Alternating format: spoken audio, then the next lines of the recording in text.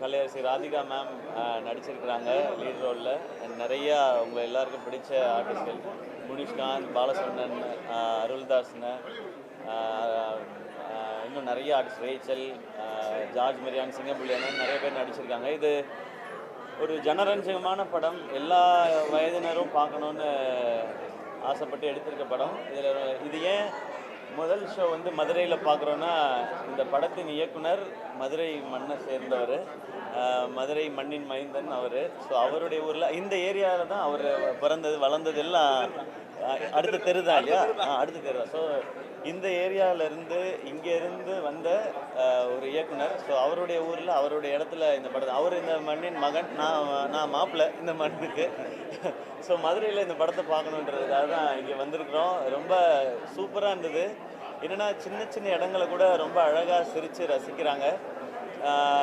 நல்ல எமோஷன்ஸும் இருக்குது. ஒரு நல்ல விஷயத்தை சொல்கிறதுக்கான வாய்ப்பு இந்த படத்தில் கிடைச்சிது. இது நான் கேட்டுக்கிறது என்னென்னா, இந்த மாதிரி படங்கள் மக்கள்கிட்ட போய் பெருசாக சேர்றது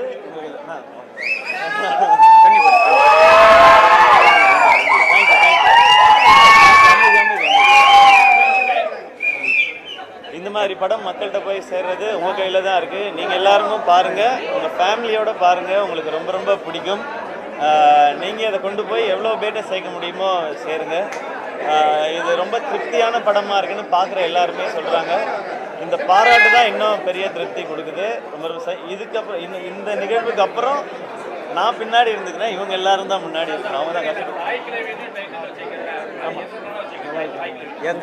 தான் வைக்காம இல்லை. ஆக்சுவலாக அவர் டைரக்டர் வந்து ஆடியோ லான்ச்லேயே சொல்லியிருந்தாரு, தாய் கிழவின்றது ஆதி பெண் தெய்வத்தை குறிக்கும் அப்படிங்கிறது தான். ஒரு வீட்டுக்கு ஒரு பெண் எவ்வளவு முக்கியம், அவங்க எப்படி தெய்வத்துக்கு சமமாக அந்த குடும்பத்தையே நிறுத்துறாங்கன்றதை குறிக்கிற விதமாக தான் தாய் கிழவி வச்சிருக்கோம்.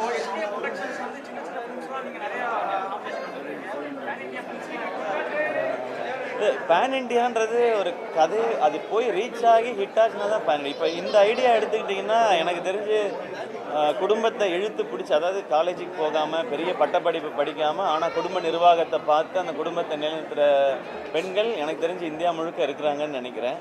ஸோ அதை சொல்கிற படம் தான் இது. ஒரு வேளை ரிலீஸ் ஆகி வேறு எங்கேயாவது ஹிட் ஆச்சுன்னா இதுவும் ஒரு பேன் இண்டியா ஃபிலிம் தான். பட் எனக்கு அப்படி தெரியல. நல்ல கதையை சொல்லணும், அதில் ஒரு நல்ல விஷயத்தை சொல்லணும். என் படத்தில் பண்ண முடியாத எக்ஸ்பெரிமெண்ட்டை ப்ரொடக்ஷனில் பண்ணணும். அது நான் இன்னொரு ப்ரொடியூசரை காசு போட்டு பண்ணுங்கன்னு கேட்க முடியாது. அதனால நம்ம காசு போட்டு பண்ணுறோம்.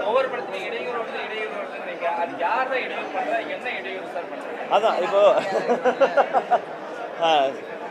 இது நிறைய பேர் கேட்குறாங்க, அது யாருன்னு தான் சொல்லப்பான்னு. அது யாருன்னு சொன்னால் அதை பற்றி யூடியூப் சேனலுக்கு இன்னும் கொஞ்சம் எக்ஸ்ட்ரா வியூஸ் அதுதான் கிடைக்கும். இதை சொல்கிறதுக்கு காரணம் வந்து நான் இன்னொருத்தரை குறை சொல்லணும் அப்படின்றது இல்லை. இங்கே எவ்வளோ பெரிய விஷயத்தை தாண்டி கடந்து வரணும் தான். மேபி இந்த கேள்வி வருதுன்னா அதையே சொல்லாமல் தவிர்த்துக்கிறதும் ஈஸி தான். அந்த மாதிரி தடைகளை தாண்டதுன்றது, இப்போ மேம்லாம் பார்த்தீங்கன்னா அவங்களுடைய 48 வருஷம் இந்த இண்டஸ்ட்ரியில் இருந்திருக்கிறாங்க. இது எல்லாருக்குமே இருக்குது. இப்போ உங்கள் லைஃப்பில் உங்களுடைய வேலையில் அது எல்லாருக்குமே இருக்கும். அது மேடையில் சொல்கிறதுக்கான காரணம் என்னென்னா, என்னையை பிடிச்சவங்களுக்கு நீங்கள் இருக்கிறதுனால தான் என்னால் தைரியமாக இதை கடந்து வர முடியுதுன்னு சொல்கிறதுக்காக மட்டும்தான். இது குறை சொல்லணும்னா ஈஸியாக இருக்குது. இவ்வளோ மைக் இருக்குது, அழகாக 4-5 பேரை சொல்லிவிட்டு ஹெட்லைன்ஸ் ஆக்கி நியூஸ் ஆக்கிட்டு போகலாம். இது அதுக்கான காரணம் இல்லை. அதுவுமே அதான் சார், எனக்கு கம்ப்ளைண்ட் பண்ணுறதுக்கு நான் வரல. இப்படி ஒரு சூழ்நிலை இருக்குது, இதை கடந்து தான் இதை பண்ணிக்கிட்டு இருக்கோன்ற சொல்கிற தான்.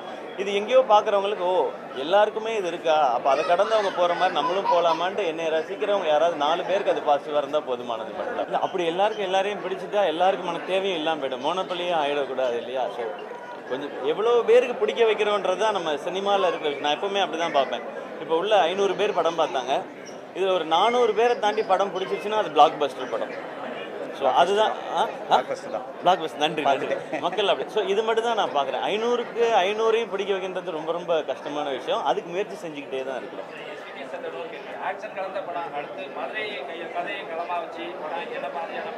அடுத்து செய்யோன் நம்ம இந்த மண் சார்ந்து திரும்ப சிவகுமார் முருகேசன் தான் அதை இயக்குறாரு.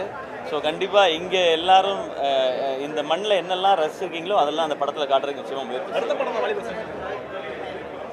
ஆமாம், இல்லை இது வாய்ப்பு கொடுக்குறதுன்னு இல்லைங்க, நான் ஆரம்பத்தில் சொன்னது தான். இது எனக்கு எல்லாரும் கொடுத்த வாய்ப்பு, அதை பகிர்ந்துக்கணும்னு நினைக்கிறேன். இந்த இடத்தையும் இந்த வெளிச்சத்தையும். சார் வருத்தப்படாத வாலிபர் சங்கம் படம் இருக்கு சார். ஆமாம், அந்த மாதிரி தான் ஒரு இன்னொரு படம் எதிர்பார்க்குறோம்.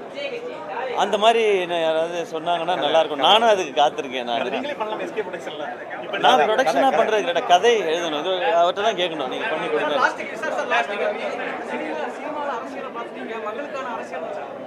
ஏன் நானா? நான் பாட்டுக்கு பேசாம சும்மா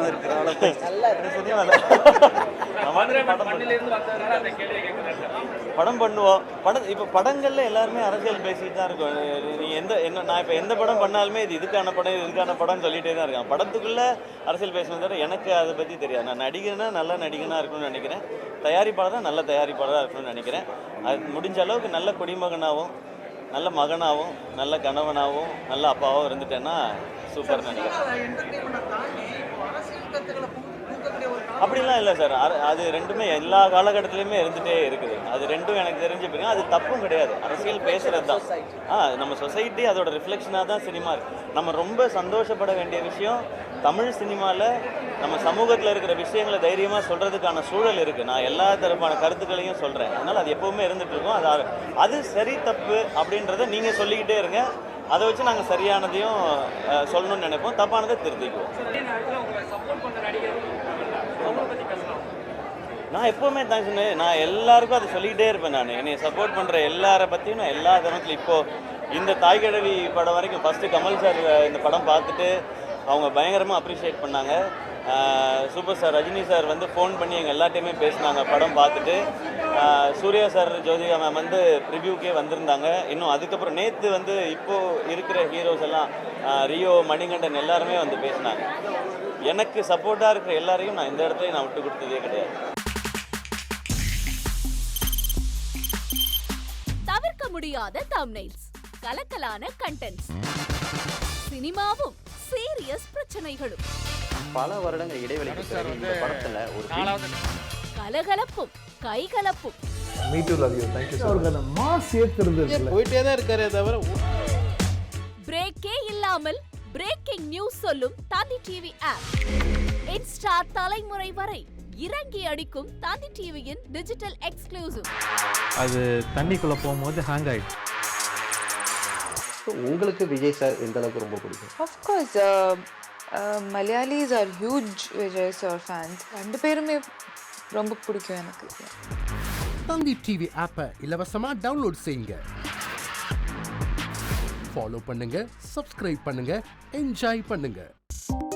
2.73 கோடிக்கும் அதிகமான மக்களின் உள்ளங்களை வென்ற தந்தி டிவியின் டிஜிட்டல் தளங்கள், 1.26 கோடி யூடியூப் சப்ஸ்கிரைபர்ஸ், 47 லட்சம் ஃபேஸ்புக் ஃபாலோவர்ஸ், 26 லட்சம் இன்ஸ்டாகிராம் ஃபாலோவர்ஸ், 23 லட்சம் எக்ஸ் ஃபாலோவர்ஸ், 11 லட்சம் தந்தி ஆப் டவுன்லோட்ஸ், 30 லட்சம் வெப்சைட் மந்த்லி ஆக்டிவ் யூசர்ஸ், 14 லட்சம் வாட்ஸ்அப் ஃபாலோவர்ஸ். அசுரபலம் கொண்ட எங்கள் டிஜிட்டல் கரங்களில் உங்கள் விளம்பரங்களை சேர்க்க வாட்ஸ்அப் பண்ணுங்க 8939888378. Email advt@dttv.in.